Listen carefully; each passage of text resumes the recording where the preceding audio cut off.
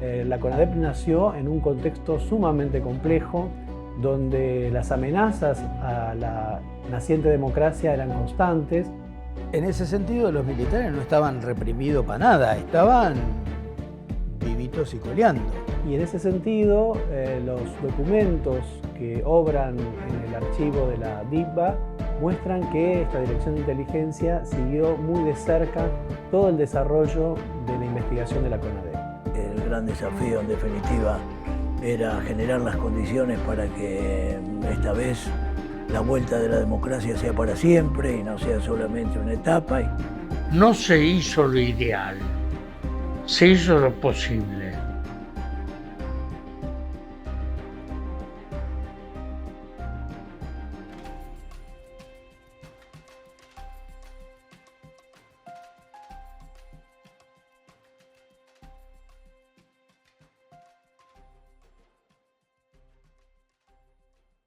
Los organismos de derechos humanos no querían esta comisión especial, sino lo que querían era una comisión bicameral que analizara todo el tema de la dictadura, etcétera, etcétera.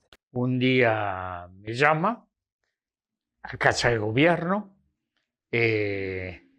y me dicen que quieren formar una comisión de notables de distintos sectores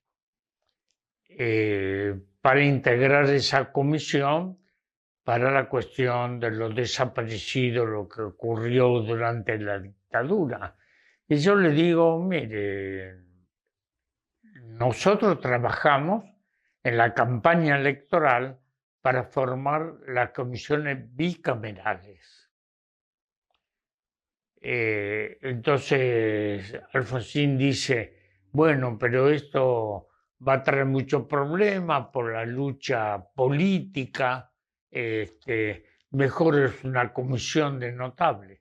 Había decidido que era necesario investigar y que más allá que esos días previos había cierta tensión entre de qué manera se iba a encarar, si podía ser una comisión bicameral o una comisión de esta característica. Entonces esa misma noche convoqué a todos los organismos para ver qué se decidía. Pero esa noche Alfonsín, sabiendo de mi resistencia, llama a Ernesto Sábato y le hace el mismo ofrecimiento. Ernesto me llama a casa a la noche, era tarde, no sé, y le digo, Ernesto, mira, yo pienso que la comisión bicameral sería lo correcto. Bueno, pero el presidente quiere hacer una comisión de notables. Ernesto, cada uno tiene que asumir las decisiones que va a tomar. Yo me inclino por la comisión bicameral. Y Ernesto me dice, bueno, dice, yo voy a hablar con el presidente y él acepta. Y me entero que el doctor Alfonsín había designado la CONADEP, entre los cuales estaba mi tío. Y me llama Graciela Fernández Meijide. Y me dice, tenés que hablarle a tu tío, lo están usando. Decile que trate de no ir, que renuncie, que no acepte. Así fueron los primeros pasos, las pocas denuncias que llegaban, le armábamos un legajo, tratábamos de investigar ese caso puntual, lo cual fue una buena experiencia porque nos dimos perfectamente cuenta que no era el camino correcto y esto se dio mucha más claridad cuando Graciela se incorpora. A partir de ahí empezaron a llegar también legajos y cuando ya hubo otra colaboración la cuestión fue muy distinta. Pero después, una vez que fueron a la comisión, los organismos de derechos humanos ofrecemos al gobierno toda la información que está en el libro Nunca Más. Aparece toda la información nuestra, aparece ahí. y por otro lado todos los primeros testimonios eran tomados por personal de la administración pública que nos enviaban de distintos ministerios, y obviamente era tomar uno o dos testimonios y prácticamente eran absolutamente insoportables y no podían continuar. Así que después ese personal eh, pudo ser reemplazado por personal en muchos casos de los organismos, y eso nos dio la alternativa de tener otra mirada. Yo entré a trabajar por invitación de Graciela Fernández Mejide, que ella era la secretaria de denuncias.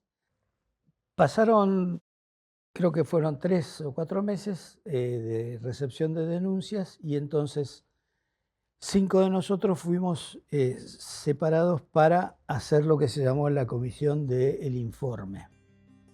Entonces nosotros tuvimos que leer todo. La comisión esta del informe organizó todas las temáticas: rubro tortura, rubro centros clandestinos, rubro personas mayores, niños, adolescentes. Y con Graciela, a medida que se empezaron a sumar testimonios, pudimos comprobar que había cosas muy similares, ya del interrogatorio, la característica del lugar, y eso nos llevó a dirigir ya la investigación no a casos aislados, sino en torno a lo que después denominamos centros clandestinos de detención, que en realidad o eran comisarías o eran cuarteles militares, básicamente. Toda la investigación de la CONADEP estuvo rodeada de un gran asedio, de una gran hostilidad hacia sus miembros, ya que cuando efectivamente se puso de manifiesto que la comisión tenía una voluntad real de investigación, bueno, empezaron a ser amenazados sus comisionados, empezaron a ser amenazados aquellos familiares o sobrevivientes que concurrían a la comisión a declarar. Y en ese sentido, los documentos que obran en el archivo de la DIVBA muestran que esta Dirección de Inteligencia siguió muy de cerca todo el desarrollo de la investigación de la CONADEP. Es decir, que había una atención particular de parte de la Dirección de Inteligencia a las repercusiones públicas que esta investigación iba provocando a lo largo de su desarrollo. Evidentemente, este seguimiento tan particularizado muestra la importancia que la Dirección de Inteligencia le asignaba a la CONADEP en ese contexto. La Plata, 1 de febrero de 1984, presentación de miembros de la Comisión Nacional sobre Desaparición de Personas.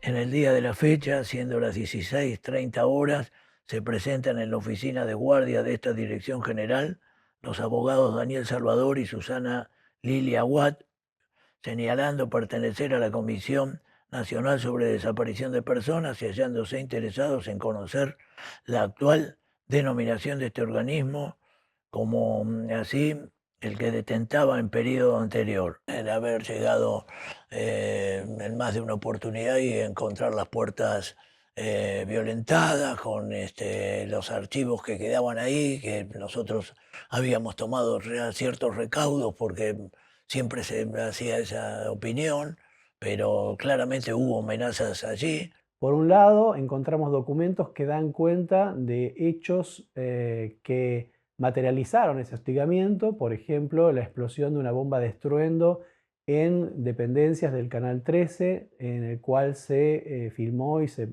realizó el programa de televisión Nunca Más, que fue emitido el 4 de julio de 1984 y que venía a adelantar las conclusiones de la investigación de la CONADEP. Y suscitó fuertes reacciones entre las Fuerzas Armadas que, bueno, trataron de presionar para que el programa no se emitiera o, en su defecto, para que se realizara otro que diera cuenta de la violencia de la subversión.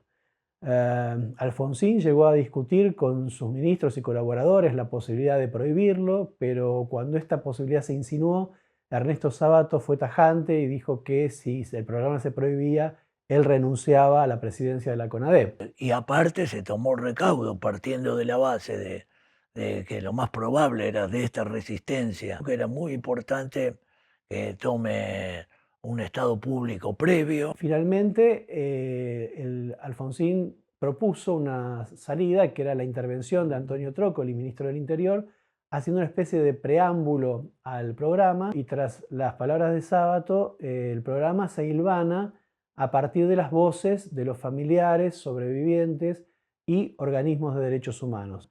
Sin embargo, luego de emitido, los organismos dedicaron críticas rotundas a la intervención de Trócoli y ponderaron a la vez como muy valiosa la intervención que tuvieron para dar cuenta de el sistema de desaparición forzada desde el momento mismo de que se perpetraron los secuestros hasta la búsqueda de los menores apropiados por las fuerzas represivas. El programa tuvo una gran importancia, un gran impacto, fue visto por 1.600.000 personas y superó en rating el acumulado de los otros 4 canales de esa noche. ¿Cuánto más tendríamos que sufrir todos los argentinos para poder comprender esta tragedia inmensa que llenado de tinieblas la vida de una república? Nosotros como comisión no podemos enjuiciar, no tenemos atribuciones para ello. En una democracia está la justicia para hacerlo. Pero sí tenemos el derecho de decir, después de la larga experiencia de estos meses de indagación, en que han pasado por nuestra comisión decenas de miles de páginas de testimonios, podemos decir sí a esta altura, ya en la comisión, que todos estos principios han sido espantosamente violados.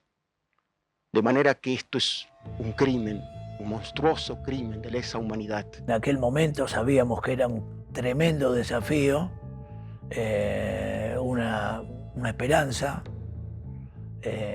y con el correr del tiempo, a medida de que estamos ya transcurriendo 40 años de democracia, vemos que tuvo un rol determinante. O sea, esto era toda la verdad y la máxima justicia posible, y toda la verdad fue la tarea de la CONADEP, y una verdad creíble que generó algo previo a la condena en la justicia, que fue una verdadera condena moral de Argentina y del mundo, de haber tomado conocimiento de los horrores que habían pasado en la Argentina.